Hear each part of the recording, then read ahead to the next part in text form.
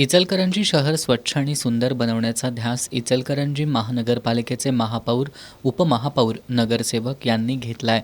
महानगरपालिकेच्या सर्वसाधारण सभेत इचलकरंजी प्लास्टिक मुक्तीचा निर्णय घेण्यात आला.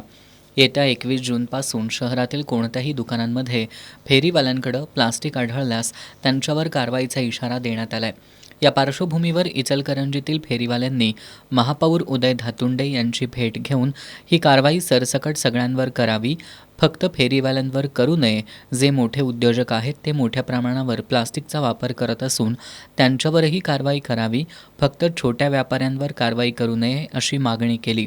तसंच प्लास्टिक पाणी बॉटल, थंड पेयजल, बिस्किट पुडे, कुरकुरे, दूध पिशवी यासह अन्य प्लास्टिक वेष्टित खाद्यपदार्थांवर कशी बंदी घालता येणार याचं योग्य नियोजन महापालिकेनं करावं अशी मागणी करत मागण्यांचं निवेदन उदय धातुंडे यांना देण्यात आलं.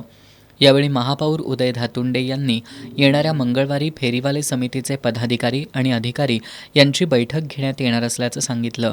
या बैठकीत कुठल्या प्रकारच्या प्लास्टिकवर बंदी आहे, कुठलं प्लास्टिक वापरलं पाहिजे यावर निर्णय घेण्यात येणार आहे. यावेळी महापौर आणि फेरीवाला समितीचे पदाधिकारी उपस्थित होते.